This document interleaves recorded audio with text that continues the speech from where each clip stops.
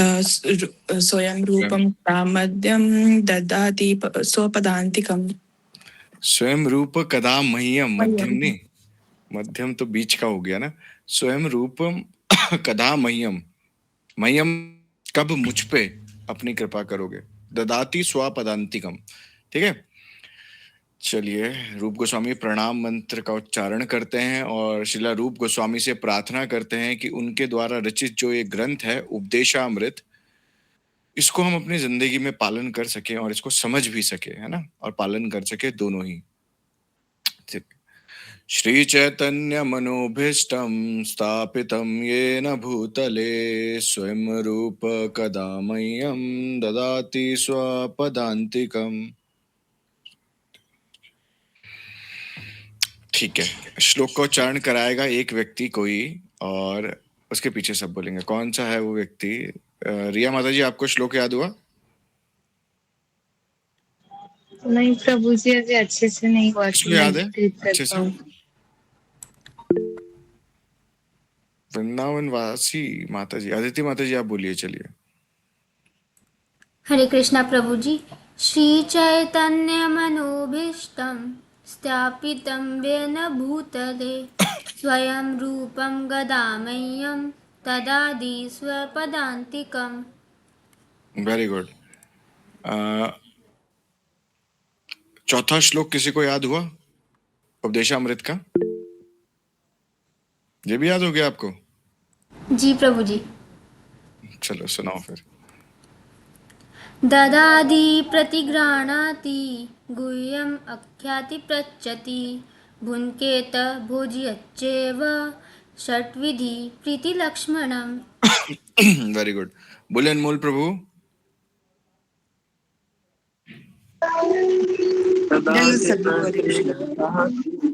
जन प्रणाम प्रभु जी को।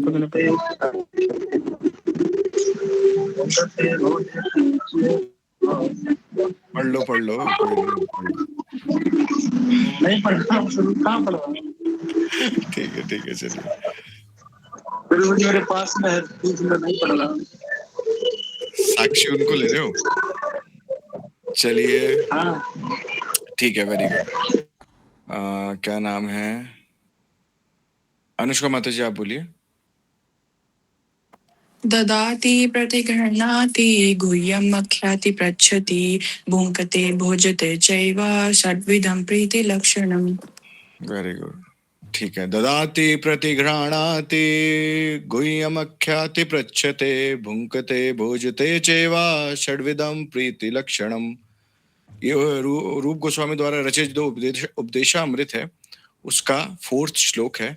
इससे पहले जो हमने जाना पहले श्लोक में कि 6 वेग जो हमें हैं वो हमें काबू में करने हैं, अपने नियंत्रण में लाने हैं, डाइवर्ट करने हैं बेसिकली भगवान की तरफ, है ना। 2nd श्लोक में हमें जाना कि ये 6 चीजें करने से हमारी भक्ति क्या हो जाएगी? षड्भिर भक्ति विनश्यते, फ्रीज हो जाएगी, है ना। भक्ति का विनाश तो नहीं हो सकता किसी भी तरीके से, अगर इफ इन केस जैसे नए लोग हैं इसलिए मैं बता रहा हूँ ये चीज कि हम भक्ति में हैं और भक्ति में आने के बाद भी हम क्या कर रहे हैं कि अगर हम भक्ति में स्टॉप या हो गए, किसी कारण हमारी भक्ति पूर्ण भी नहीं हुई, तभी भी क्या होगा कि नेक्स्ट जब जन्म होगा तो भक्ति वहीं से कंटिन्यू होगी। भक्ति किसी भी तरीके से विनाश नहीं हो सकती है, भक्ति फ्रीज हो सकती है। एकमात्र यही एक संसार में एक ऐसी चीज है, हम धन कमाएंगे या हम पढ़ेंगे जितना भी इत्यादि, हम कुछ भी यहाँ पे इस जगत में जोड़ लें, संग्रह कर लें, पर होगा क्या कि इस जगत में जब मृत्यु आएगी तो सब कुछ इसी जगत में छूट जाता है। पर भक्ति ऐसी चीज है जो हमेशा हमारे साथ रहती है, चाहे हम करोड़ों जन्म भी ले लें तभी भी जितना इस जन्म में मैंने एक बार हरे कृष्ण बोला तो अगली बार अगर मेरा जन्म होता है तो वो सेकंड से स्टार्ट होगा, वो शुरू से स्टार्ट नहीं होगा, 0 से स्टार्ट नहीं होगा। किसी ने 10 बार बोला तो उसका फिर 10 से ही स्टार्ट होगा, ठीक है। तो हम इस संसार में अनेकों चीज जोड़ने का प्रयास करते हैं, पर एक क्यों ना ऐसी चीज जोड़ी जाए जो हमेशा हमारे साथ रहे, ठीक है। और फिर तीसरे श्लोक में हमने जाना कि 6 चीजें हैं वो जिनसे भक्ति बढ़ेगी, है ना। और ये चौथा श्लोक है जिसमें हम दोनों, जो सेकंड और थर्ड श्लोक है उसमें मुख्य हमने जाना कि भक्तों के संग, अभक्तों का संग त्यागना है और भक्तों का संग करना है। इस पे बहुत प्रकाश डाल रहे हैं रूप गोस्वामी जी कि ये बहुत इंपॉर्टेंट पॉइंट है ना।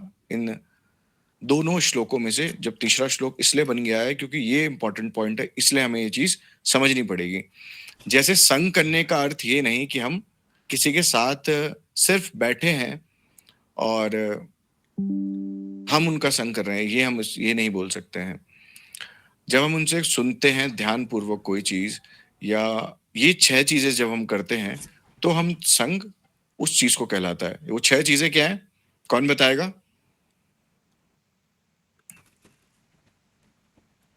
कौन बताएगा, जल्दी से बताइए, बताइए आदित्य प्रभु।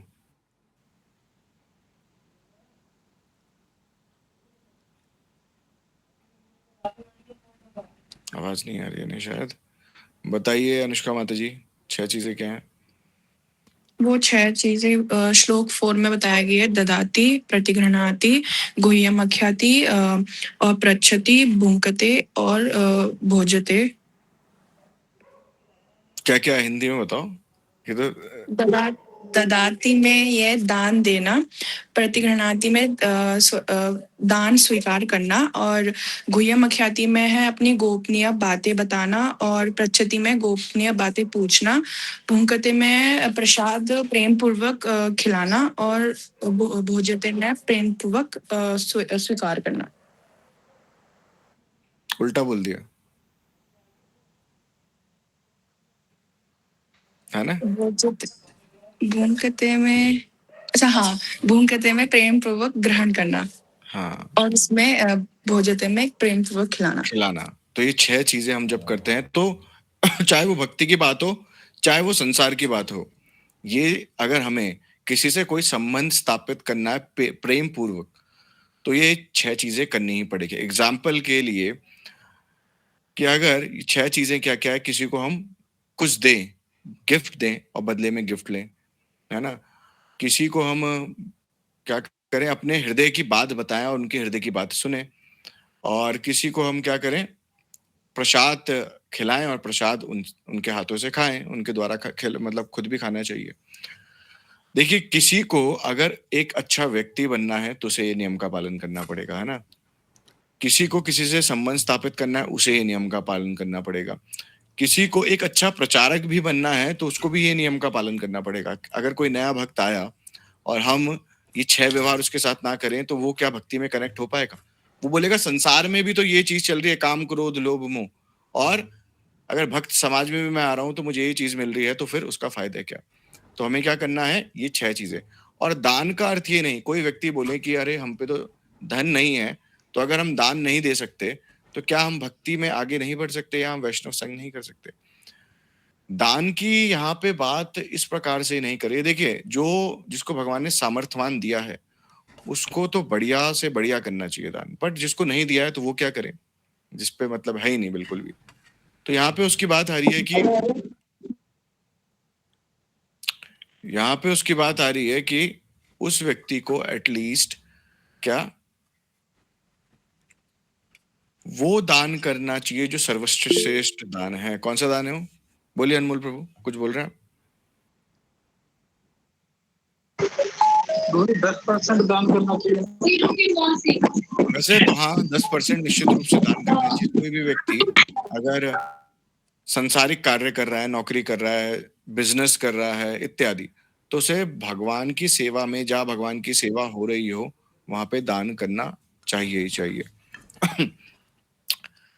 पर अगर किसी पे है नहीं, हम ये टॉपिक डिस्कस करें, जिस पे है तो उसे वैसे तो जितना ज्यादा हो सके उतना देना चाहिए, पर शास्त्रों के हिसाब से मिनिमम बताया 10%। पर तभी भी अगर किसी व्यक्ति के पास नहीं है तो उसे क्या करना चाहिए कि सबसे बड़ा दान है किसी का जीवन आप बदल दो। और वो जीवन किस प्रकार से बदल सकता है? प्रचार के माध्यम से। अगर आप किसी को कृष्ण गुण रूप नाम लीला के बारे में बताते हैं तो वो सबसे बड़ा दान है, और उसी में सब लोग सहयोग कर रहे हैं। जैसे कोई कथा कर रहा है और किसी ने वो कथा क्या कर रही है, आयोजित कराइए, स्पॉन्सर कराइए।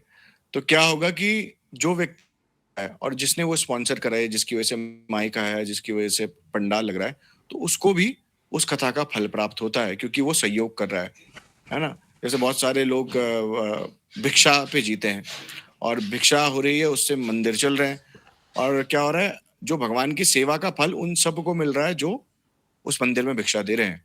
समझ पा रहे हैं आप लोग? और जो नहीं भी दे पा रहा है, तो ऐसा नहीं है कि वो भक्ति में, देखिए दान देने का ये मतलब नहीं है कि कोई वैल्यू चीज, प्रेम से जो चीज हम दें वो भगवान भी स्वीकार करते हैं और भक्त भी स्वीकार करते हैं। ऐसा नहीं है, हमें कभी भी कोई भक्त दे कुछ तो हमें प्राइस टैग नहीं देखना चाहिए, है ना?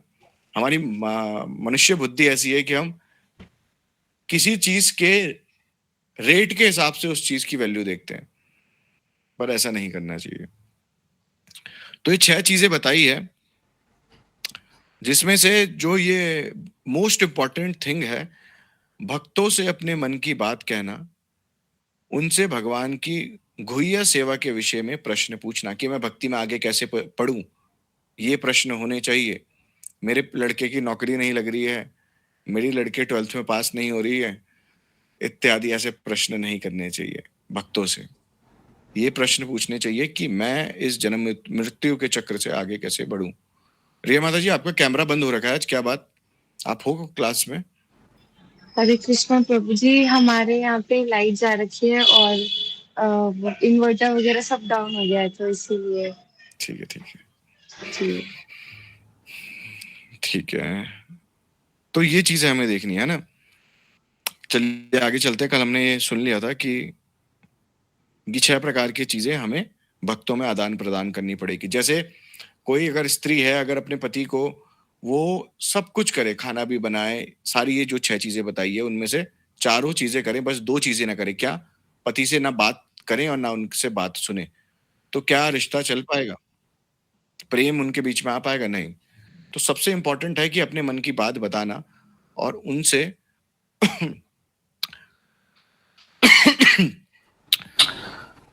उनसे भगवान के कुछ गुह्या लीलाओं के बारे में या गुह्या विषय के बारे में, मतलब कुछ गोपनीय, कुछ ऐसी चीजें जो हमें पता नहीं है, उन चीजों के बारे में उनसे डिस्कस करना। और सबसे इंपॉर्टेंट बात है कि जब भी हम भरा ग्लास लेके जाएंगे तो हमें समझ में कुछ नहीं आएगा। हमें सबसे, देखिए हमने इससे पहले श्लोक में जाना था कि किस प्रकार से श्रवण करना चाहिए, है ना? तो ये तो हमारा हो गया डिस्कस। अब नए भक्त आ रहे हैं तो उन्हें थोड़ा सा ऐसा हो रहा होगा कि क्या चर्चा चल रही है, बट जो पहले क्लास ले पाए, जिन्होंने पहले क्लास ली है, वो कनेक्ट कर पाएंगे। चलिए, यहां तक कि सामान्य सामाजिक कार्यकलापों में भी 2 प्रेमी मित्रों के बीच ये 6 प्रकार के आचार परम आवश्यक हैं। उदाहरण, जब कोई व्यापारी दूसरे व्यापारी से संपर्क स्थापित करना चाहता है तो वह किसी होटल में भोज का आयोजन कराता है और उस भोज में वह खुलकर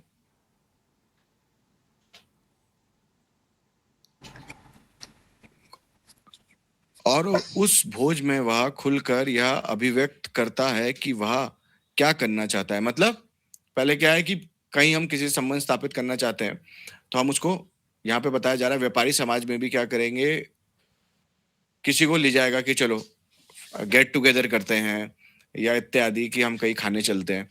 और फिर उसके बाद क्या होगा कि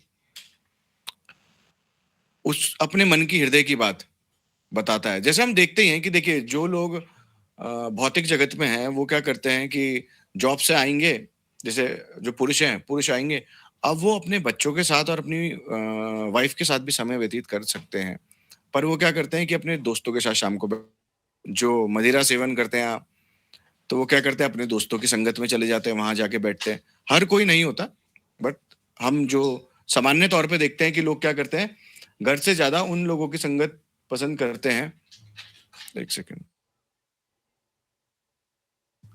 उन लोगों की संगत पसंद करते हैं जो हमारे वाइब मैच होती है। ये हमने जाना था ना। तो हर जगह हमें ये एक्सचेंज करनी पड़ेगी 6 चीजें, तभी हमारा किसी से संबंध चल पाएगा। इसमें किसी को डाउट है? ये बताइए कि नहीं प्रभु जी, कि इन 6 चीजों करे बिना भी हमारा संबंध स्थापित हो सकता है।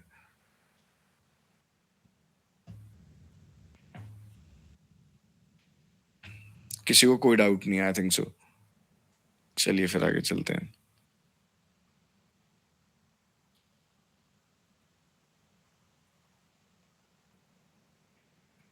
तब वह अपने व्यापारी मित्र से पूछता है कि मैं क्या करूं, और कभी कभी भेंटों का आदान प्रदान भी होता है, गिफ्ट्स देते हैं हम, है ना। लोग लोगों के घर जाते हैं तो देखा नहीं आपने, देखा ही होगा कि कुछ मिठाई लेके जा रहे हैं, कोई किसी के घर आ रहा है तो मिठाई लेके आ रहा है, ये होता ही है, कॉमन, हम भौतिक समाज में भी ये देखते हैं।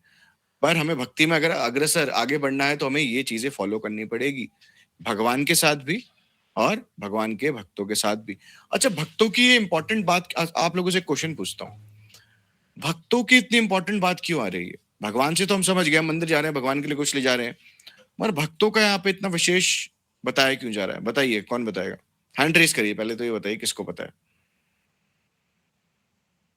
इम्पोर्टेंट है ना कि भाई करना क्यों है, पहले ये तो बताओ। ठीक है, बाकी सब किससे पूछूं सबसे पहले? बताइए, आदित्य प्रभु, आपसे स्टार्ट करते हैं। हरे कृष्णा प्रभु जी, धन्यवाद। आवाज नहीं आ रही, तेज प्रभु बोलो। जी, हरे कृष्णा। हरे कृष्णा। प्रभु जी ने एक बार कथा सुनाई थी अम्बरीश जी की। तो जब ऋषि की बात हो रही थी, ऋषि का उनका नाम नहीं है ध्यान में, बताइए बताइए। तो तब उस प्रसंग में आता है कि भगवान अधीन होते हैं भक्तों के, तो इसलिए भक्त बड़े हैं भगवान से। भक्त बड़े हैं तो फिर भगवान छोटे हैं, तो भक्तों की मूर्ति रख दें, फिर मंदिर में भगवान की हटा देते हैं। समझाओ इसे सही से, सही से समझाओ। आप बोल तो सही रहे हो, पर इसको बहुत सारे नए लोग हैं जिनको नहीं पता होगी, वो उनके आगे ये हमें समझाना पड़ेगा। किससे पूछूं? बताइए, लक्ष्मी कुडियाल माता जी, आप बताइए। दंडवत प्रभु जी, सबको दंडवत प्रणाम। प्रभु जी, ऐसा तो मैं ज्यादा ज्ञान जो हम मतलब समाज में होता है कि हाँ कहीं जाते हैं तो खाली नहीं जाना चाहिए। तो प्रभु जी ये तो मतलब कहीं जाओ तो फिर इसके मतलब जब अभी प्रभु जी बता रहे थे उसका तो मुझे कोई ज्ञान नहीं है, लेकिन मैं ये सोचती हूँ मतलब जब कहीं जाओ तो खाली हाथ नहीं जाना चाहिए। आपने किसी रिश्तेदार के यहाँ जाओ, प्रभु जी ये बोलते हैं कि गुरु के पास भी जाओ तो खाली हाथ मत जाओ, खाली हाथ में। मंदिर में भी जाओ खाली हाथ मत जाओ। हरे कृष्ण प्रभु जी। ठीक है, हमने ये समझ लिया माता जी के बयान से कि हमें गुरु के पास नहीं जाना है खाली के हाथ, भगवान के पास खाली हाथ नहीं जाना है। पर यहाँ वैष्णव की बात क्यों आ रही है? कौन बताएगा? 2 उम्मीदवार रह चुके हैं अब, राधिका दासी और अंजलि शर्मा माता जी। बताइए, नेहा माता जी भी। चलो नेहा माता जी, आप बताइए पहले। अब प्रभु जी मैं गलत भी हो सकती हूँ, मतलब अपना ओपिनियन बता रही हूँ मैं तो। मतलब मुझे तो ये लगता है कि जैसे हम ये सब करेंगे आदान प्रदान, एक तो इससे हमारा संग बनेगा, बॉन्डिंग भी अच्छी हो जाएगी भक्तों के साथ। हम ज्यादा से ज्यादा भक्तों के साथ संग करेंगे, अब भक्तों से हम दूरी भी हो जाएगी इससे। और एक और चीज आपके दिमाग में वो मैं भूल गई, पर मुझे एक और चीज याद थी कि मतलब बॉन्डिंग अच्छी हो जाएगी भक्तों की, अब भक्तों का संग नहीं होगा इससे। ठीक है, सही बोला आपने, राइट आंसर। बोलिए अब राधिका दासी, आप। हरे कृष्णा प्रभु जी।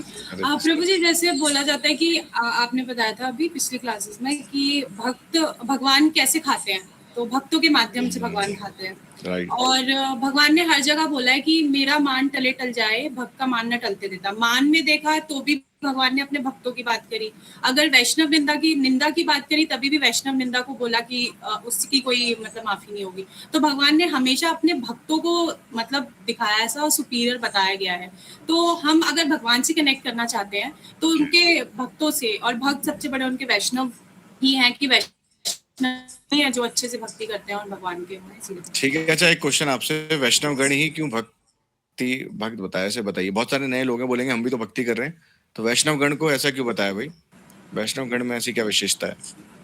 प्रभु जी, जो रूल्स बताए गए हैं शास्त्रों में, जो रूल्स बताए गए हैं वो वैष्णव बहुत अच्छे से फॉलो करते हैं और वैष्णव ही करते हैं। उसके अलावा तो बाकी भगवान को मानने का तरीका, भगवान के शास्त्र, भगवान की बातों को मानना।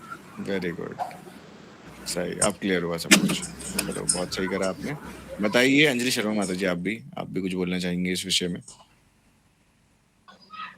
हरे कृष्ण प्रभु जी, मेरा भी सेम ही है कि जो भक्त होते हैं वो भगवान के प्रिय होते हैं। जैसे अगर हम भक्तों के लिए कुछ करते हैं तो सीधा हम भगवान से कनेक्ट हो सकते हैं। देखिए, जैसे मैंने एक चीज आपको बताई थी कि एक श्लोक, नहीं माता जी आप कुछ फिर बोलना चाह रहे हैं?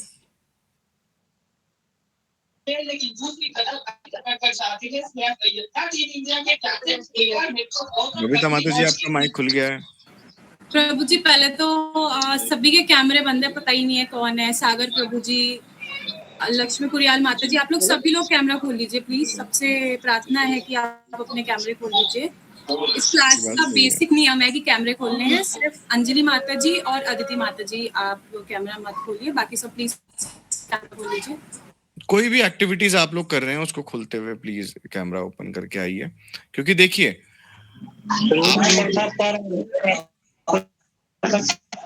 आप प्रसाद पाते हुए कोई बात नहीं, माइक बंद करके कैमरा खोल के आप आराम से आ सकते हैं। मतलब देखिए, फिर ऐसा होता है ना, हम लोग नेगेटिव बड़ी जल्दी अट्रैक्ट करते हैं। हम बोलते हैं इनका भी तो बंद है, मुझे ही क्यों बोला जा रहा है खोलने के लिए, है ना? तो वैसे तो प्रयास है कि सभी से कि अंजलि माता जी आप लोग भी अगर कैमरा खोल के आए तो वो ज्यादा बेनिफिशियल रहेगा। पर ठीक है, आप लोगों की ऐसी कोई समस्या है, मगर आप लोग अच्छे श्रवण करें तो ठीक है। पर बाकी सब भक्त कैमरा खोल के आए, ये कंपलसरी इस ग्रुप का है नियम एक। क्योंकि सबसे बड़ी बात कि शायद आप लोगों को भक्तों के दर्शन की जरूरत ना हो, पर मुझे है। तो मैं तो चाहता हूं कि आप लोगों के दर्शन हो, जिससे दर्शने पवित्र करे यही तुम्हारा गुण, कि भक्तों के दर्शन मात्र से हम पवित्र हो जाते हैं, अंदर से भी और बाहर से भी। तो देखिए एक दूसरे को, और अच्छी बात है। वैसे तो हम संग नहीं कर पाते हैं, भगवान ने एक अपॉर्चुनिटी दी है हमें क्लास के माध्यम से कि हम भक्तों का संग कर सके, उसमें भी कंजूसी ऐसा नहीं करना चाहिए। सुबह तो बंद ही रहते हैं सबके अधिकतर, सुबह की क्लास में, पर शाम की क्लास में भी आप लोग खोल सकते हैं। ऐसा हो सकता है सुबह कोई नहाया नहीं होगा, कुछ है इत्यादि, चलो मैं समझ सकता हूँ, पर शाम को तो सभी नहा के होंगे इस समय तक। रिया माता जी आप भी खोल लीजिए, लाइट नहीं आ रही तो कोई बात नहीं, आप खोल लीजिए कैमरा। प्रभु जी आकांक्षा चौहान माता जी हैं एक, वो नई आई हैं, आज नई जुड़ी हैं, अनमोल प्रभु जी ने जोड़ा है उन्हें। अच्छा अच्छा, स्वागत है माता जी आपका। देखिए इस संसार में अगर कुछ भी चाहिए तो वो भगवान दे सकते हैं। अब भगवान को रीझने का एक तरीका है मात्र, बोला मद सेवनम मद गुणम, मद सेवनम सद्गुणम मद भक्ता विसेवनम मद भोगनम सद्गुणम मद भक्ता विभोगनम मद कीर्तनम सद्गुणम मद भक्ता विकीर्तनम मद वंदनम सद्गुणम मद भक्ता विवंदनम। मुझे भगवान बोल रहे हैं, मुझे भोग लगाना सद्गुण है, मेरी वंदना करना भी सद्गुण है, मेरा कीर्तन करना भी सद्गुण है, और मुझे मेरी पूजा करना भी सद्गुण है ना, मेरी सेवा करना भी सद्गुण है। मगर इससे भी एक चीज श्रेष्ठ है, वो क्या? मद भक्ता अभिसेवनम मद भक्ता अभिभोगनम मद भक्ता अभिकीर्तनम मद भक्ता अभिवंदनम। मेरे भक्तों की सेवा, कीर्तन, पूजा और वंदना, ये श्रेष्ठ है। तो भगवान बता रहे हैं कि मैं कैसे रीझूंगा इन चीजों से, है ना? और सबसे बड़ी बात, जब हम भक्त संग में, जब हम भक्तों को, भगवान के भक्तों को खुश करने का प्रयास करते हैं, तो हम उनका संग करते हैं। जब उनका संग करेंगे तो वो बताएंगे कि हमें भक्ति में आगे कैसे बढ़ना है। और देखिए, कोई भी किसी के बारे में अगर जानता है तो श्रवण के माध्यम से, जैसे हमने बोला सुना था कि मन में, पहला श्लोक इसका उपदेशामृत का, कि मन में कोई भी इच्छा कैसे आती है? सुनने के द्वारा, है ना? और या इंद्रियों से जब तक स्पर्श नहीं होता तब तक नहीं पता चलेगा। जैसे एक, अगर हमने किसी अमेरिका के बारे में सुना नहीं, कोई लंदन जाना चाहता है, कोई अमेरिका जाना चाहता है घूमने, कोई अलग अलग जगह जाना है, तो उसने सुना है उस बारे में, अभी वो गया नहीं है मगर उसने सुना है, तो उसकी इच्छा वहां जाने की हो रही है। तो सुनना, शब्द से सृष्टि बनी है, शब्द बहुत इंपॉर्टेंट चीज है। तो हम जब सुनते हैं भक्तों के बीच में बैठ के, क्योंकि भगवान की चर्चा पब में ठेके के बाहर तो होने नहीं वाली, वो होगी भक्तों के बीच में। अब भक्तों के बीच में होगी तो हमें भक्तों का संग करना पड़ेगा, और भगवान बड़े जल्दी रीझ जाते हैं अगर कोई व्यक्ति भक्तों की सेवा करता है। भगवान ने बोला है ना कि मैं अग्नि के द्वारा स्वीकार करता हूं हर चीज को, है ना? मगर उससे भी ज्यादा मैं आनंदित तब होता हूं जब मेरे भक्त को कोई घी में पूरा अच्छा सा बना के अर्पित करें। तो भगवान बता रहे हैं खुद, है ना? शास्त्रों का है ये, हमारे वो नहीं है। तो भक्तों की संगति इसलिए इंपॉर्टेंट है कि हमें भक्ति में आगे बढ़ने के लिए एक सहयोग मिलता है, और भगवान के सबसे प्रिय भक्त हैं। अगर हम किसी को प्रसन्न करना चाहते हैं, तो अगर हम उसके पुत्र को अच्छा माने, उसके पुत्र को अच्छे से बात करें, उसके पुत्र की सेवा करें, तो वो व्यक्ति ऑटोमेटिकली प्रसन्न हो जाएगा। तो हम सभी भगवान के संतान हैं, और दो प्रकार की संतान है। एक संतान है जो अपने पिता की बात नहीं मानती, और दूसरी संतान है जो अपने पिता की बात मानती है। तो पिता ऑटोमेटिकली उसकी तरफ आकर्षित होगा जो बात मानती है। दोनों की तरफ ही है भगवान, देखिए पिता दोनों की तरफ होगा, मगर ज्यादा आकर्षित होगा जो बात मानती है। ठीक है, इस पे किसी का कोई क्वेश्चन? राधिका दासी, आपका कोई क्वेश्चन? ठीक है, आगे चलते हैं हम फिर इस पे। इस प्रकार जब भी प्रीति का व्यवहार होता है तो ये 6 कार्य किए जाते हैं। कभी भी प्रीति का मतलब प्रेम का व्यवहार होगा तो ये 6 कार्य किए जाएंगे ही जाएंगे। अगर हम किसी से प्रेम करते हैं तो, या हम किसी से प्रेम संबंध स्थापित करना चाहते हैं तो, हम किसी से कोई रिश्ता जोड़ना चाहते हैं तो, दोस्ती का हो, प्रेम का हो, व्यापार का हो, तो ये चीजें करनी पड़ेगी। गिफ्ट देते हैं, लेते हैं, ये तो आप लोगों ने देखा ही होगा ना, ऐसा तो नहीं है इसको बहुत ज्यादा समझाने की जरूरत है। पिछले श्लोक में श्रीला रूप गोस्वामी ने उपदेश दिया है कि मनुष्य को संसारिक संगति छोड़कर भक्तों की संगति करनी चाहिए। ठीक है, तो रूप गोस्वामी ने पिछले श्लोक में क्या बोला था?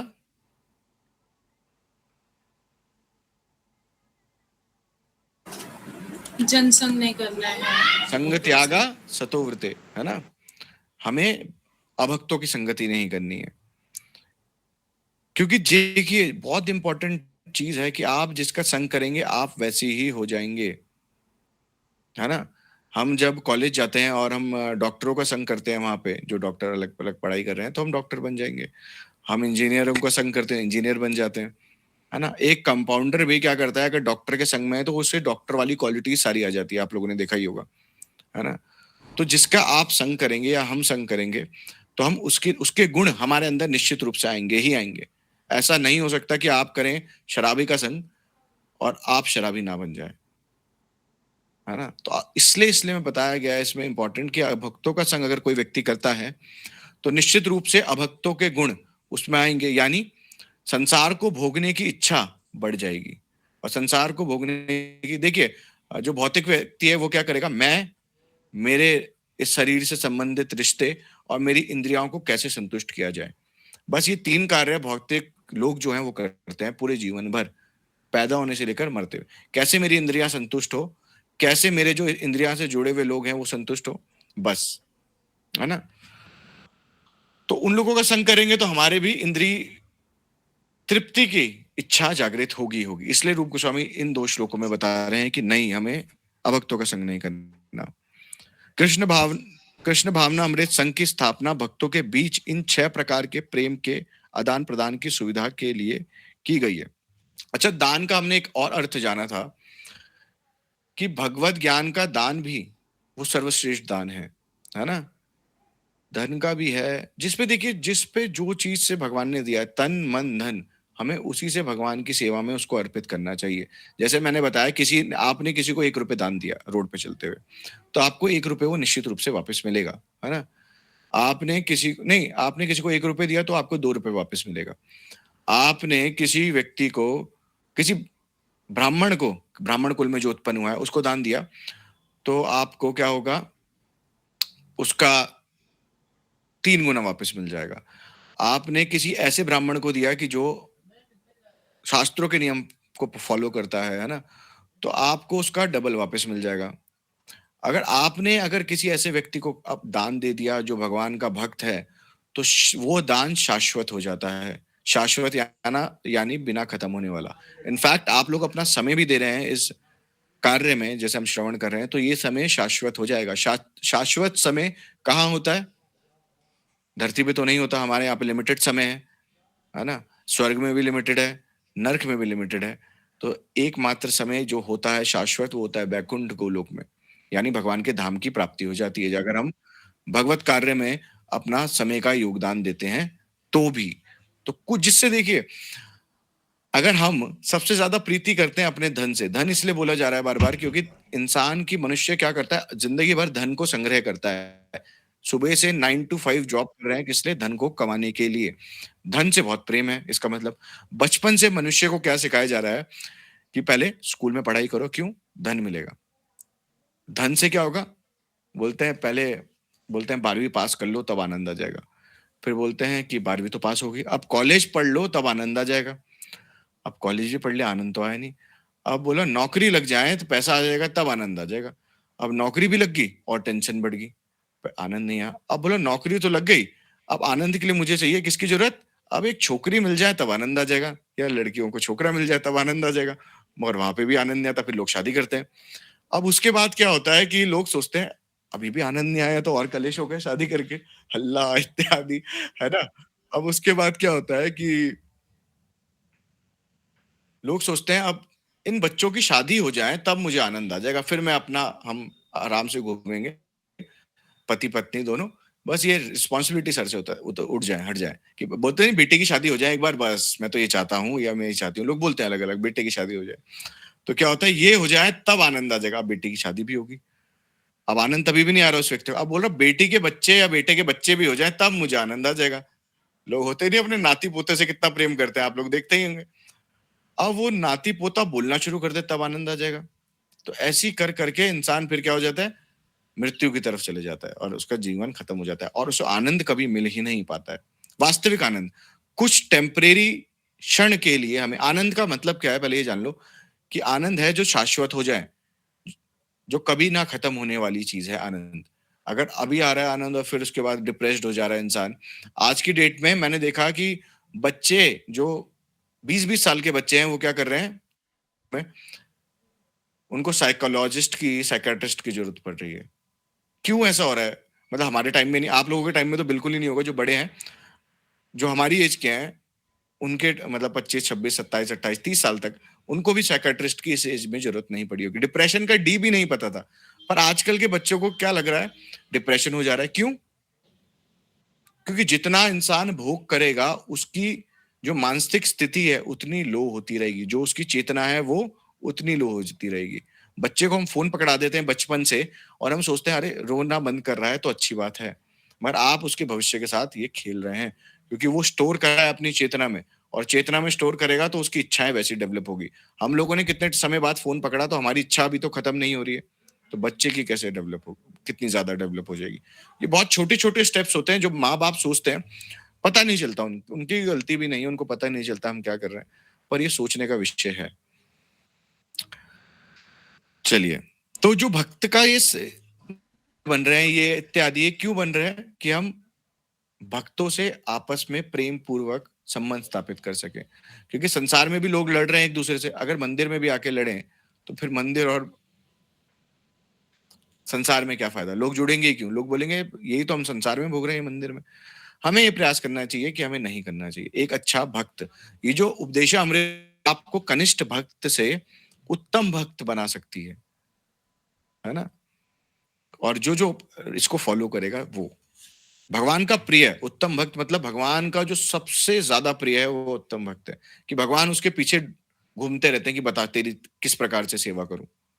ऐसा जो अखिल ब्रह्मांड नायक भगवान कृष्ण है, वो आपने देखा एक ये कौन सी पिक्चर थी,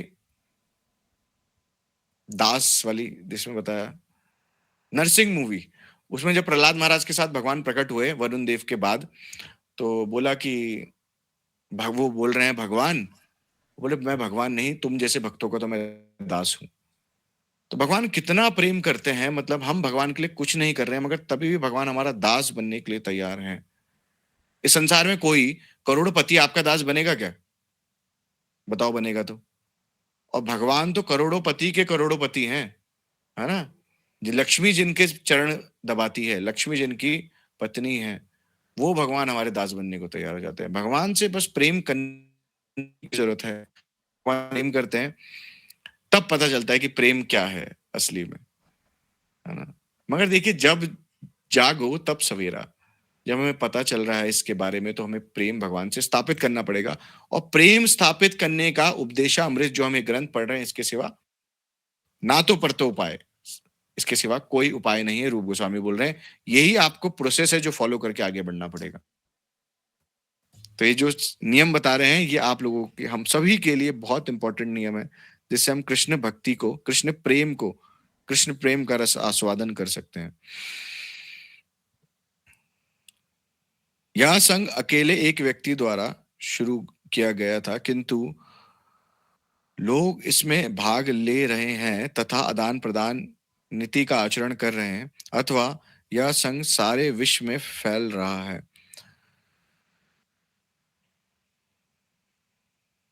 लोग संघ के कार्यकलापों के विकास हेतु उदार होकर कहाँ गया? दान दे रहे हैं और बदले में हम कृष्ण भावना अमृत विषय से संबंधित जो भी पुस्तकें तथा पत्रिका दे पाते हैं। लोग क्या करते हैं, हम मंदिरों में दान, और उनको देखिए दोनों के सहयोग से चल रहा है, गृहस्थ भक्तों के भी और जो ब्रह्मचारी हैं, महाराज हैं, या जो भगवत ज्ञान को दे रहे हैं, वो लोग उस देखिए जैसे मैंने बताया ना, एक कथा कर रहे हैं और एक कथा आयोजन करा रहे हैं, तो दोनों के सहयोग से ही प्रचार चलता है। बोलते हैं कि जो ब्रह्मचारी लोग हैं वो गृहस्थ के बच्चे हैं। जिस प्रकार माँ बनाती है और बच्चे खाते हैं ना, तो गृहस्थ को बनाना चाहिए और ब्रह्मचारियों को खिलाना चाहिए, क्योंकि वो भगवत कार्य में, धर्म के कार्य में जुड़े हैं। तो गृहस्थ का फर्ज है कि उन सब का जो भगवत कार्य में सब कुछ छोड़ के अगर कोई लग गया भगवान की सेवा में, अगर हम नहीं छोड़ पा रहे हैं तो हमारा कर्तव्य है कि उन जो सब कुछ छोड़ के भगवान की सेवा में अपना जीवन दे रहे हैं। समझ पा रहे हैं? ऐसे नहीं कि मैं क्यों करूं या मेरा क्या संबंध है।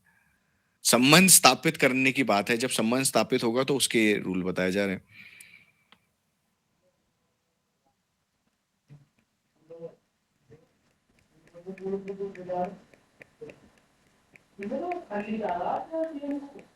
उन्हें वे उत्साहपूर्वक ग्रहण कर रहे हैं। कभी कभी हम हरे कृष्ण उत्सवों का आयोजन करते हैं और आजीवन सदस्यों तथा मित्रों को इन उत्सवों में सम्मिलित होकर प्रसाद ग्रहण करने के लिए आमंत्रित करते हैं। हम प्रचार करते हैं, प्रचार की बात हो रही है ना, कि हम क्या करते हैं, लोगों को इनवाइट करते हैं और ऐसा आयोजन करते हैं जैसे जन्माष्टमी का अभी होने वाला है, कथा का आयोजन। और फिर उसके बाद क्या, देखिए भक्त के जीवन में तो कल से मैं चर्चा कर रहा, राधिका दासी से चर्चा हो रही थी ना, कि भक्त के जीवन में तो आनंद ही आनंद है। कभी भागवत जी हो जा रही, फिर उसके बाद क्या होगा, स्नान यात्रा का उत्साह रहेगा भक्त के जीवन में। पानी आरती महोत्सव है, स्नान यात्रा है। फिर उसके बाद हम ज्यादा उत्साहित रहते हैं। हमारा जो साल का सबसे बड़ा प्रोग्राम है वो जगन्नाथ रथ यात्रा है। अभी से ही मतलब यहाँ पे तैयारी शुरू होगी, कार्ड छपने। अब हम लोग सभी, आप लोग भी उसमें सम्मिलित हुई है, तन मन धन से जैसे भी हो सकते हैं, कि काम करना शुरू हो चुके हैं जगन्नाथ रथ यात्रा के लिए। फिर जगन्नाथ रथ यात्रा बीतेगी, फिर जन्माष्टमी की उत्सुकता रहने लग जाएगी कि जन्माष्टमी आने वाली है, उसकी तैयारी शुरू हो जाएगी। फिर क्या होगा, कार्तिक व्रत आ जाएगा, फिर राधाष्टमी आएगी, फिर कार्तिक व्रत आ जाएगा, फिर ऐसी ऐसी करके पूरा साल निकल जाएगा। तो आनंद में ही हम तो आनंद की अनुभूति कर रहे हैं कि सोचते सोचते ही, और फिर वो उत्सव के लिए तैयारी और उत्सव को मनाना, फिर दूसरे उत्सव की तैयारी, फिर दूसरे उत्सव को मनाना। उत्सव उसके जीवन में ही आते हैं जो खुश रहता है। अगर कोई खुशी नहीं है तो उसके लिए क्या उत्सव। तो भाई कोई तन दुखी, कोई मन दुखी, कोई धन में न रहे उदास, थोड़े थोड़े सब दुखी, सुखी कौन? हरि का दास। हरि का दास बनने की आप हम सबको ये नियमों का पालन करना पड़ेगा। क्योंकि अभी क्या हो रहा है कि सुखी तो हो रहे हैं हम थोड़ी देर के लिए, मगर फिर कुछ ना कुछ चीज हमें डिप्रेस्ड कर दे रही है, संसार की टेंशन। मगर जब अच्छे दास बन जाएंगे भगवान की, तो हमें कोई चीज फर्क ही नहीं पड़ेगी। अभी हमें इस संसार से उम्मीदें हैं, वो जब उम्मीदें पूरी नहीं होती तो हमें तकलीफ होती है ना। मगर जब भगवान से एकमात्र पता चल जाएगा कि एकमात्र जो हमारी उम्मीदें पूरी कर सकते हैं वो कृष्ण ही है और कोई कर ही नहीं सकता।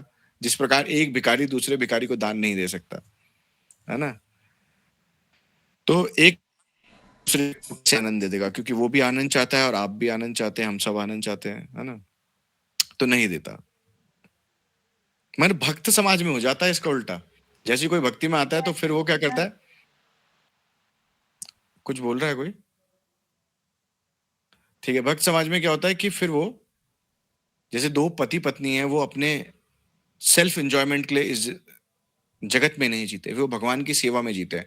जब अपनी इंद्रिय तृप्तियां खत्म हो जाती है तो भगवान के लिए जब कार्य करते हैं तो एक्सपेक्टेशंस नहीं रहेगी तो दुख नहीं आएगा बहुत।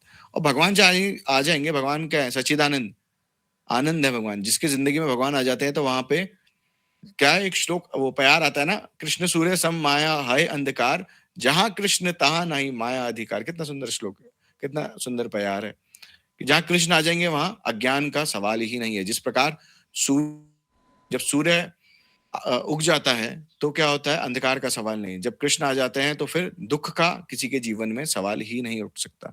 मगर कृष्ण को उजागर करने के लिए क्या उपाय है, हरे कृष्ण महामंत्र का 16 जप, है ना, रोज, और जो उपदेश अमृत में बताया जा रहा है उसको फॉलो करना, बस श्रवण करना, बेसिकली रोज श्रवण करना है। मैंने एक इंपॉर्टेंट बात शुरू की क्लास में आप लोगों को बताई थी, कुछ नहीं करना। भक्ति कोई बहुत बड़ी वो नहीं है कि टेंशन लेने का विषय।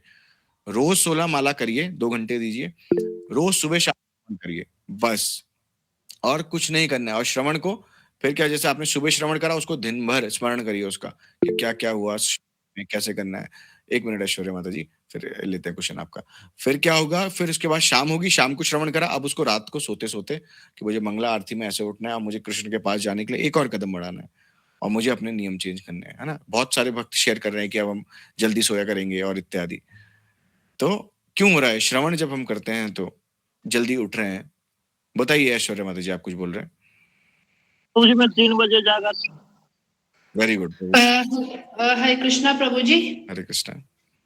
प्रभु जी 16 माला ही क्यों इम्पोर्टेंट है, आप थोड़ा सा बता सकते हैं कि मतलब 16 ही क्यों करना है। माता जी 16 माला इसलिए बोली गई है, देखिए पहले तो शास्त्रों में मतलब चैतन्य महाप्रभु या प्रभुपाद जी ने बोला 1 लाख नाम करें, पर कलयुग कली काल के जो लोग हैं उनकी स्थिति देख के कि 16 माला इसलिए कर दी गई है कि एक तो हम इस संसार में जब भी सांस ले रहे हैं तो 27,500 बार समथिंग एक मनुष्य प्रतिदिन सांस लेता है। और बोला गया हर सांस में, बोला हर सांस में भगवान का चिंतन हो, भगवान का नाम उच्चारण हो। क्या बोला, अनन्यास चिंतयन्तो माम, अनन्य भाव से भगवान का चिंतन। तो हर सांस में भगवान का चिंतन होगा तो उससे क्या होगा, जब हम हरे कृष्ण महामंत्र करते हैं, 16 माला जप करते हैं, तो वो अगर काउंट करेंगे एक मंत्र में कितने नाम आ रहे हैं, एक मोती में, सॉरी, कितने नाम आ रहे हैं बताइए ऐश्वर्या माता जी आप।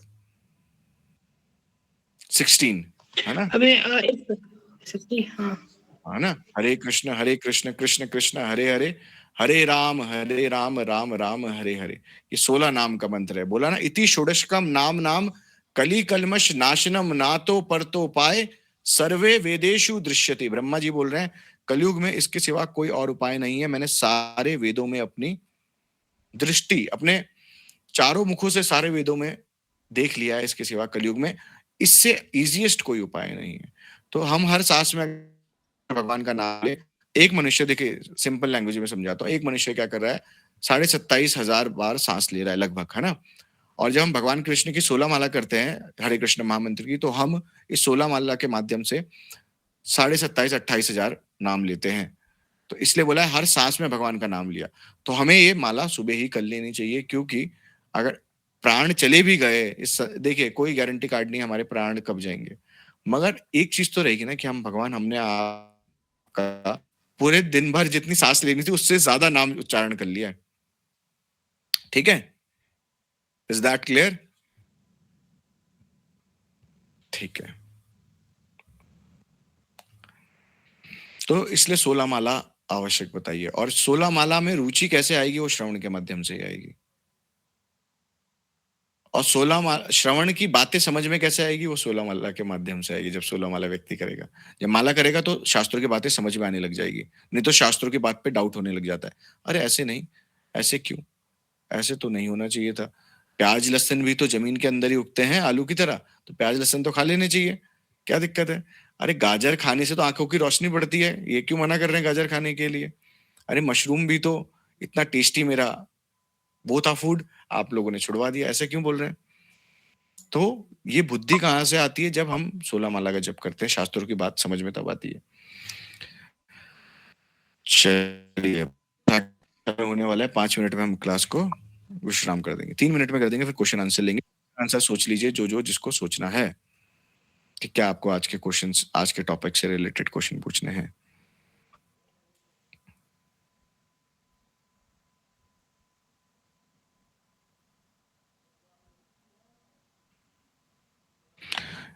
यद्यपि हमारे अधिकांश सदस्य समाज के उच्चतर स्तर के होते हैं, तो भी वे हमारे पास आते हैं और हमें और उन्हें हम जो भी थोड़ा बहुत प्रसाद दे पाते हैं, वह उसे ग्रहण करते हैं।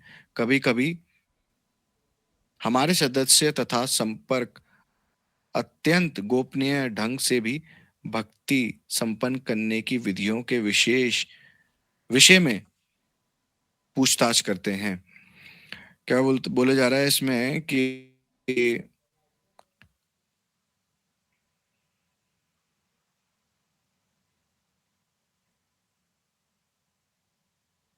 यद्यपि हमारे अधिकांश सदस्य समाज के उच्चतर स्तर के होते हैं, तो भी वो हमारे पास लोग जो हायर पोजीशन पे भी बैठे हैं, तो वो भी मंदिर आते हैं और प्रसाद ग्रहण करते हैं। यहाँ पे बताया जा रहा है कि कैसे-कैसे, ऐसा नहीं है कि जिनको ज्ञान नहीं है सिर्फ वो मंदिर आ रहे हैं। जिनको संसार मतलब कुछ काम नाम के रहे नहीं, तो ये भक्ति करते हैं। संसार में यही लोगों की मानसिकता है कि ये भक्ति जो कर रहे हैं, इनके बस का कुछ नहीं रहा संसार में, इसलिए बाबा जी बन गए, इसलिए भक्ति कर रहे हैं, है ना?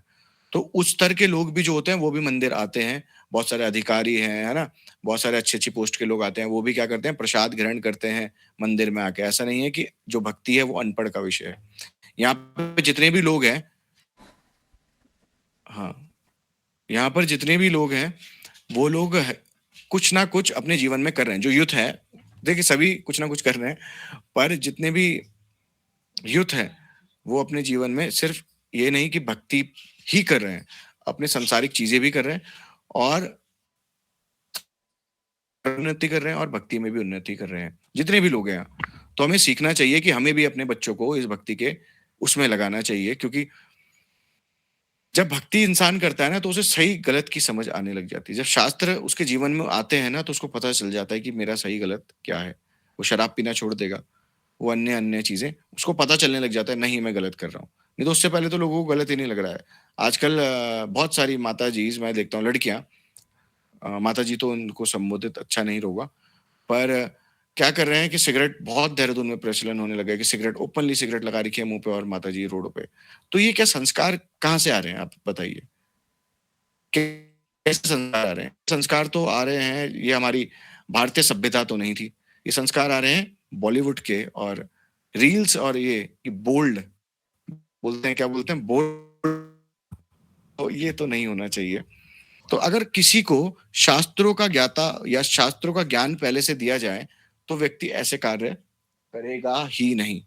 ठीक है, चलिए आज हम इसको यहीं विश्राम देते हैं, समय भी हो चुका है और कल हम इसे आगे कंटिन्यू कर लेंगे। आज के टॉपिक से रिलेटेड या किसी भी का कोई प्रश्न? सबको समझ में आ रहा है अच्छे से? अगर टेस्ट होगा तो अंजलि माता जी बताइए। हरे कृष्णा प्रभु जी। हरे कृष्ण। मेरा एक क्वेश्चन था, जैसे अलग अलग टाइप के भक्त होते हैं, अलग अलग लेवल के भक्त होते हैं। जैसे मान लिया कि दो भक्त हैं, एक भक्त है कि जो शास्त्र के सारे नियमों को फॉलो कर रहा है प्रॉपर ढंग से, जैसे मतलब जो भी रूल्स होते हैं प्रॉपर ढंग से सारे फॉलो कर रहे हैं, पर अभी उसके मन में वो जो प्रेम भाव वाली जो भक्ति होती है, जो प्रेम भाव होता है, वो अभी इतना नहीं है। और एक भक्त है कि जो ठीक है नियमों को फॉलो कर रहा है, बट उसको उसमें प्रेम भाव ज्यादा है, मतलब कि जैसे भगवान से प्रेम भक्ति उसमें ज्यादा है, तो भगवान किसको सबसे पहले प्राप्त होंगे?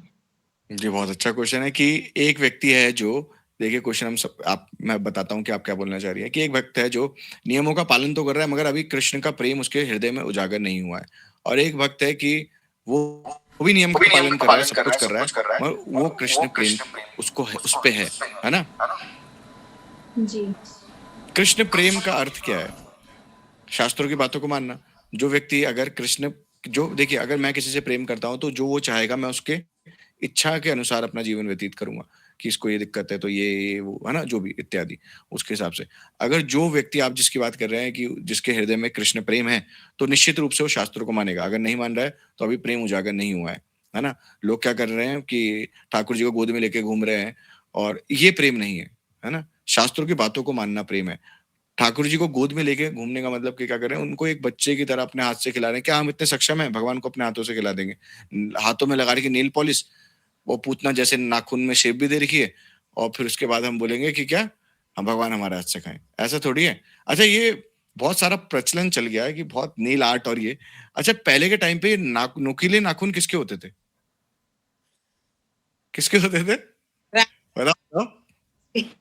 प्रभु जी, राक्षसों के राक्षसी होती है तो राक्षसी बोलते थे ना, सो राक्षसी को जैसे नाखून पाल रखे।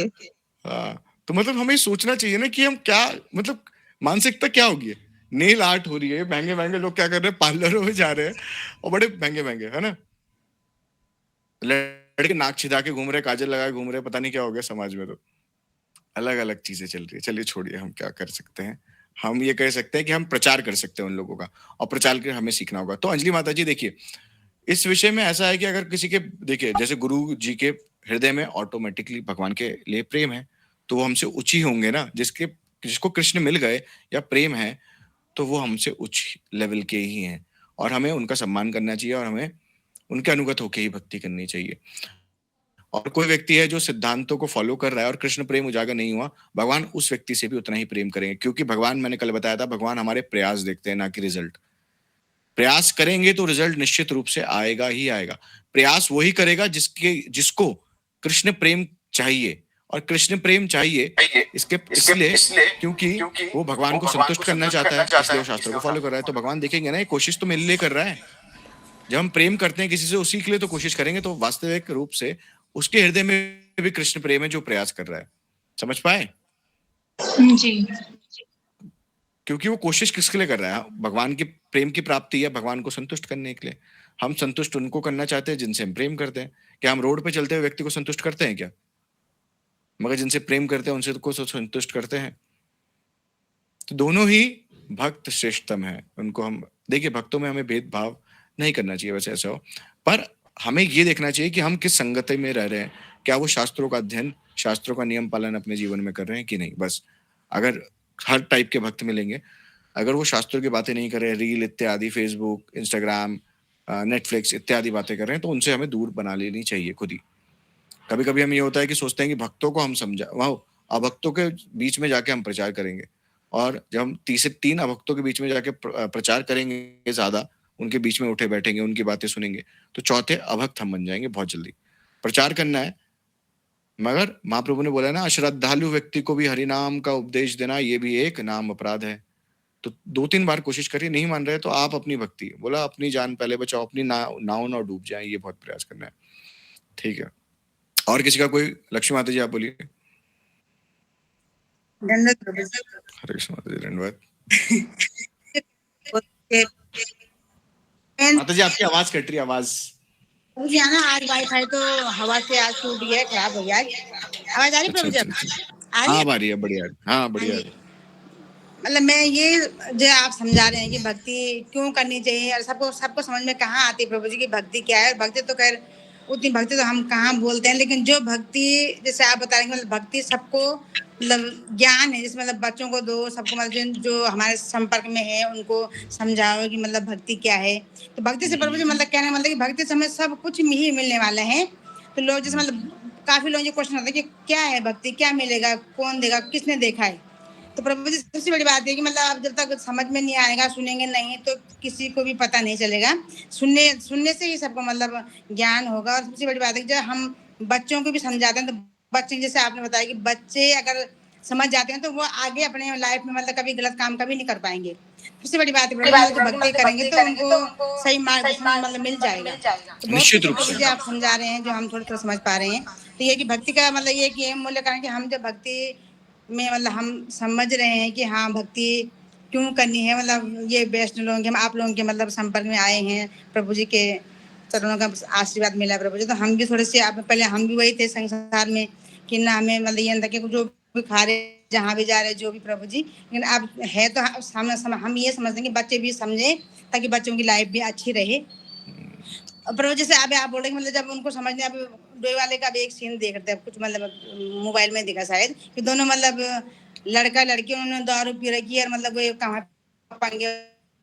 ताकि कोई हम ज्ञान ही नहीं है। तो प्रभु जी ऐसे होगा, लेकिन जब हम इस माध्यम से हम जुड़े हुए हैं, हम चाहते हैं सभी लोग जुड़े, सब लोगों को ज्ञान हो, सभी लोग मतलब समझ पाए कि हम इस धरती में क्यों आए हैं। प्रभु जी हरे कृष्ण। प्रभु जी दंडवत प्रणाम सभी को। बहुत अच्छी बात बोली माता जी ने। देखिए, जब तक ज्ञान नहीं होता, रशिया एक ऐसा देश था जहाँ पर लोग सुबह उठ के क्या करते, ठंड होती है वहाँ, तो सुबह उठ के क्या करते थे, अल्कोहल पी लेते थे गर्मी के लिए। सुबह उठ के चिकन नगेट्स खाते हैं, उठते ही उनका जो ये आचरण होता था। नहाना नूना किसको है वहाँ, तो है ना, ठंड इतनी है, नहाना नूना है नहीं, बस अपना कुल्ला करा दारू से ही, और उसके बाद चिकन खा रहे हैं। वो लोग अब ऐसे शुद्ध भक्त बन गए भक्तों के संपर्क में आने के बाद कि उनके उन जैसे अब भक्तों की चरण धूलि किसी के मस्तक पे लग जाए तो वो भी शुद्ध भक्त बन जाता है। भक्तों के संपर्क में आने का ये बहुत इंपॉर्टेंट है। भक्त भक्ति वेदांत नारायण महाराज ने इतना प्रचार करा है ना, बहुत सभी आचार्यों ने करा है।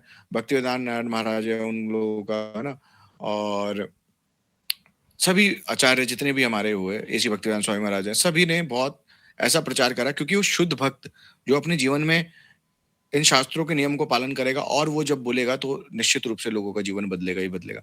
बोलिए आदित्य प्रभु, आप कुछ बोल रहे हैं? हरे कृष्ण प्रभु जी। हरे कृष्ण जी। जैसे आपने एक बार बताया था कि भक्ति जब उजागर होती है तो बहुत जन्मों के हमारे सुकृत होते हैं, तब उजागर होती है। और फिर एक जगह फिर महाप्रभु ने कहा कि सिर्फ अश्रद्धालु व्यक्ति को 3 बारी उपदेश देना चाहिए। तो प्रभु जी, अगर हमें पहले से ही पता हो कि भक्ति इनके सुकृत उजागर होंगे, मतलब जैसे हम उनके पास जाएंगे तो हमें कैसे वो पता लगे कि ये भक्ति में आ सकते हैं? देखिए, हमें तो कार्य करना है, बस हमें जो शास्त्रों के आज्ञा है उसका पालन करना है। हमें नहीं जानना हम कि अब ये उजागर होंगे कि नहीं होंगे, इससे हमें मतलब नहीं है। मैंने बताया ना, हमें रिजल्ट से मतलब नहीं है। रिजल्ट के बारे में ज्यादा मत सोचिए आप लोग। आप ये सोचिए मुझे कार्य प्रयास अपना करना है, अपनी ड्यूटी पूरी करनी है, जो भगवान की आज्ञा है उसको पालन करना है, चाहे वो आए चाहे वो ना आए, वो उसके स्वीकृत है, वो जब उजागर हो, है ना। मगर एक बार भी वो आपके माध्यम से अगर कृष्ण बोल रहा है तो भगवान उससे भी रीझे जाएंगे आपसे। भगवान छोटी सी सेवा से भी रीझ जाते हैं और बड़ी से बड़ी सेवा से भी नहीं रीझते।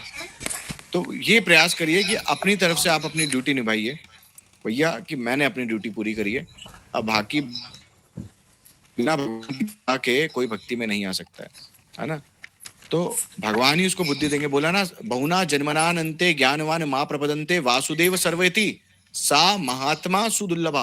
अनेकों जन्मों के बाद जब पुण्य उजागर होते हैं तब जीव जान पाता है कि वासुदेव कृष्ण ही सर्व कारण कारणम है, वही he is the cause of all causes. सा महात्मा सुदुर्लभा। ऐसा महात्मा बहुत दुर्लभ होता है। हम सब आत्मा है, मगर जो जान पाया कि भगवान कृष्ण से ही सब कुछ है, तो वो कौन है? वो महात्मा है। इस क्लास में 19 नहीं, मुझे छोड़ के 18 महात्मा है जान पाए हैं कि भगवान कृष्ण ही सारे कारण है।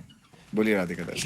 तो आप सब महात्मा है जो आप जान पाए कि भगवान Krishna he is the source of all sources. बोलिए।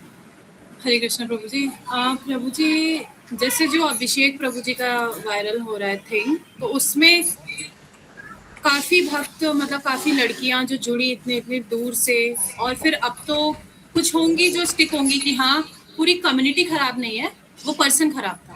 लेकिन अभी काफी वीडियोस वायरल हो रही हैं जो कम्युनिटी को मतलब बोला जा रहा है कि सभी भक्त बाबा जी ऐसे होते हैं। अगर हम लोग करना भी चाहें, बच्चे करना भी चाहें, तो पेरेंट्स नहीं करने देंगे। पहले तो बच्चे नहीं करना चाहेंगे कि अब पता नहीं क्या हो जाएगा, और पेरेंट्स नहीं करने देंगे। तो प्रभु जी ये क्या है, मतलब भक्ति में एंटर भी हुए और फिर इतना ऐसा, मतलब ऐसा क्यों हो गया? नहीं माता जी आंसर देना चाह रही इस बात का, बताइए। प्रभु जी मैं आंसर नहीं देना चाह रही, मैं बोल रही थी, मुझे कल ही बोल रहा था कोई। अच्छा। मैंने बोल दिया, मैंने कहा मेरी क्लास से अभी हो, तो मुझे कह रहे हैं इन सब चक्करों में मत पड़ो, तुम देख नहीं रहे मथुरा में क्या हुआ है। राइट, ये होता ही है निश्चित रूप से। पर गुरुजी ने एक बात बोली, एक चीज और, मतलब वी आर सो ग्लैड कि हम लोग बहुत सही जगह से जुड़े, क्योंकि मेरी फैमिली भी अगेंस्ट है। इफ मैं करना भी चाहती तो वो नहीं करने देते फिर बाद में, है ना। और क्योंकि अश्रद्धा हो जाती है, फिर गलत जगह से जुड़ते हैं आप लोग। एग्जैक्टली। तो ये हम वी आर सो ग्लैड कि हम, मतलब गुरुजी की बहुत कृपा है, भगवान की कृपा है कि हमें गुरुजी मिले और परम पूज्य हृदयदास प्रभु जी मिले, आप मिले, तो ये बहुत बड़ी कृपा है हमारे ऊपर। वरना हम लोग भी ऐसा होता तो बहुत डिफिकल्ट हो जाता था। देखिए, अब गुरुजी ने एक बात बोली थी, जिस हिसाब का भक्त होगा उसी हिसाब का उसे गुरु मिलेगा। जिसके जैसे पुण्य होंगे उसको वैसे ही गुरु मिलेगा। देखिए बहुत इंपॉर्टेंट बात है। गुरुजी से एक बात, पता नहीं किस विषय में, हम वृंदावन थे 84 कोस में, पापा हम सब, तो ये बात हुई थी कि ऐसे गुरु क्यों और ये वो सो है ना, कि अलग अलग प्रकार से जो जैसा होगा उसको वैसा गुरु मिलेगा। तो आप लोग अच्छे भक्त हैं इसलिए आपको अच्छे गुरु मिले, है ना। तो हमें ये सोचना चाहिए कि देखिए जो भक्त कर रहा है वो उसका मैटर है ना, हमें उस विषय के बारे में ना बोलना है ना जानना है।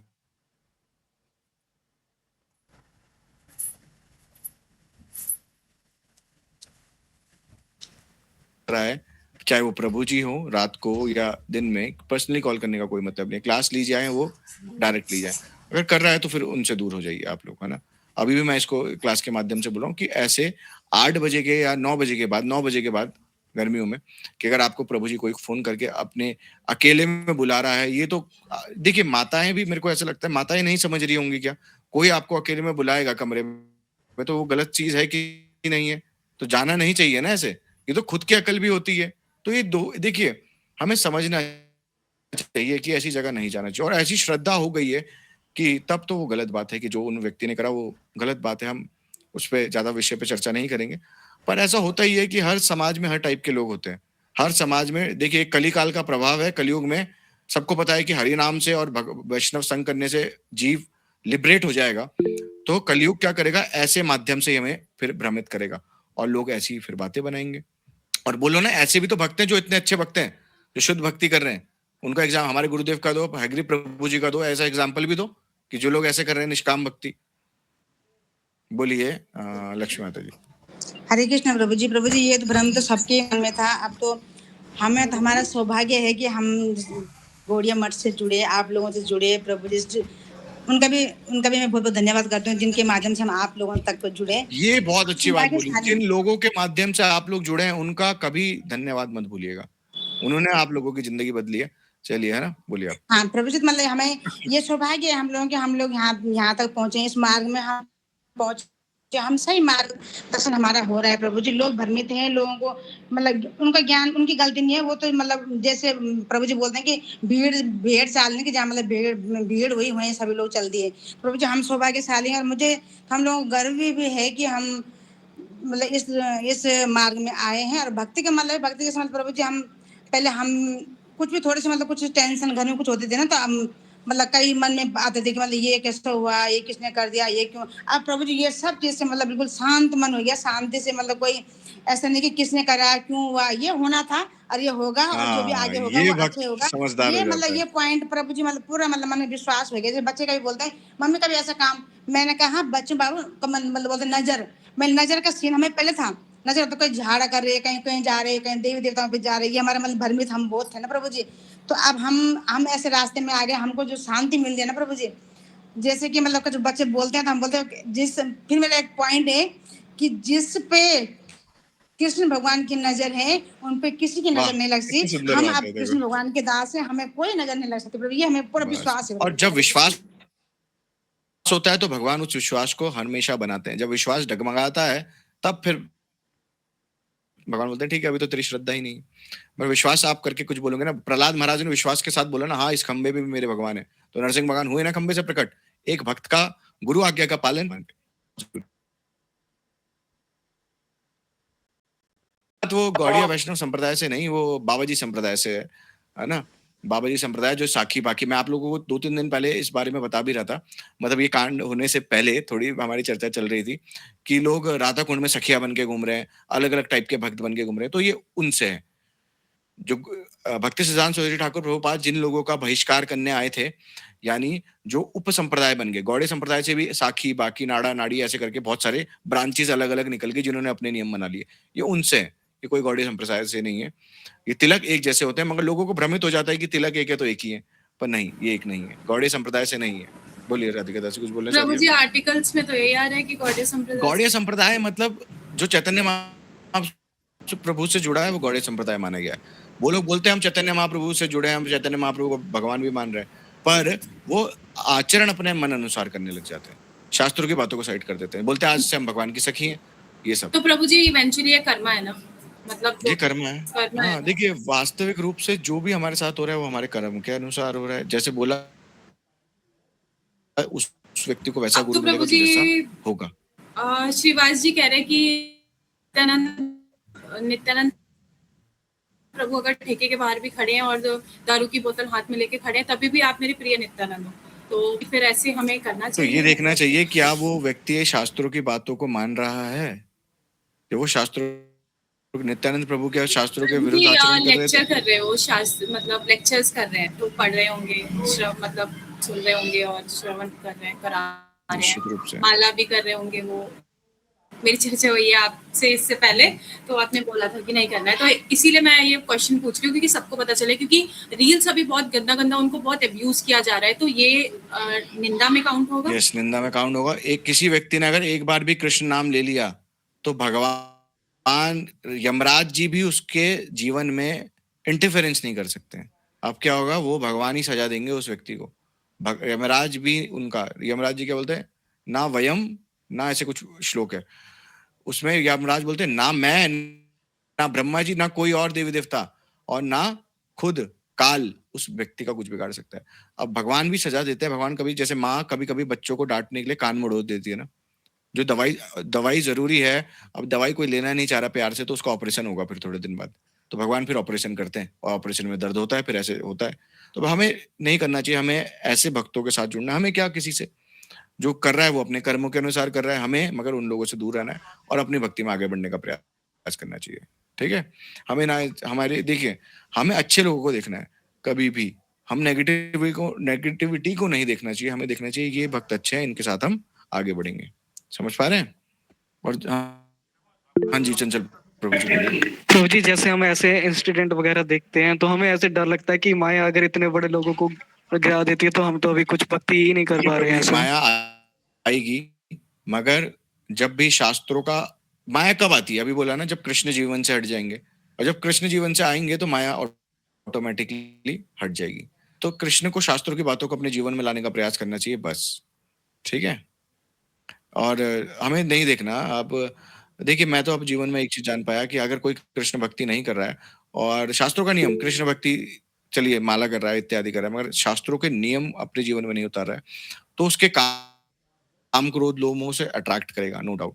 पर अगर कोई व्यक्ति शास्त्रों में अपने जीवन में उतारेगा, तो प्रैक्टिकली अनुभव के साथ बता रहा हूँ कि वो अपने जीवन, उसके इन चीजों से रुचि हटने लग जाएगी, हटेगी ही हटेगी। मतलब सभी हम लोगों के काम क्रोध लोभ मोह था, मगर अब जब उपदेशामृत सुई हुई तो बहुत, मतलब हम लोग भी अपने जीवन में उसको चेंजेस देख पा रहे हैं, कि हम लोग आप लोगों को पढ़ा ही रहे हैं, मगर अपने जीवन में बहुत चेंजेस आ रहे हैं। देखिए, ग्रंथ पढ़ेंगे और उस पर विचार करेंगे तो निश्चित रूप से जीवन बदलेगा। लोग सिर्फ, इसमें आया था ना, कौन सा श्लोक था अंजलि माता जी, बताओ, जिसमें शास्त्रों को अपने फायदे के लिए यूज करना, बताओ बताओ। अत्याहार प्रायश्च प्रजल्प नियमाग्रह जनसंगश्च लोल्यम, जो नियम आग्रह था इसमें कि अपने बेनिफिट के लिए शास्त्र के नियमों को फॉलो करना। तो जो कृष्ण की सेवा के लिए करेगा तो फिर वो ऐसा काम नहीं करेगा, और जिससे हो भी गया तो हम कौन, कृष्ण जाने, वो जाने। क्या हम उसके कर्म बदल सकते हैं? क्या हम उस पर चर्चा करके, कल हमने एक चीज जानी थी, अगर हम चर्चा कर रहे हैं तो हमारा उसके पाप हमारे अंदर ट्रांसफर, तो हमें बोलना है भैया ठीक है, जो हुआ उसके विषय की बात है। हमें भी आ रही है, बहुत सारी रील्स फॉरवर्ड कर रहे हैं लोग कि ये देखिए ये क्या हो रहा है। हम क्या करें भैया, हमने थोड़ी करवाया हो, हम क्या कर सकते हैं, है ना? जिसने करा वो जाने, और वो भोगे तरह सजा जो कर रहा है। पर हम लोगों को सावधान रहना चाहिए ऐसे इंसिडेंट से, कि हमें हर भक्त से नजदीकियां नहीं बढ़ानी चाहिए, दूर रहना चाहिए, वहां से दूर हो जाइए, कोई बात नहीं, है ना? और क्या पता आने वाले टाइम पे उनके लिए ये जरूरी था, जिससे वो आने वाले टाइम पे सुधर जाए। जो करते हैं अच्छे के लिए करते हैं, है ना? बस ये विश्वास होना चाहिए। बोलिए आदित्य प्रभु। हरे कृष्ण प्रभु जी। हरे कृष्ण प्रभु जी, जैसे उन्होंने कभी कृष्ण नाम लिया होगा, तो आपने कहा था नाम लेने से, अगर एक बार भी नाम ले लिए तो मोक्ष मिलता है, और अब उन्होंने ऐसा कार्य किया। फिर जैसे उपदेशामृत में स्टार्टिंग में आता है कि कर्म शुभ और अशुभ मतलब क्लैश नहीं होते, अलग अलग उसका भोगना पड़ता है। तो मतलब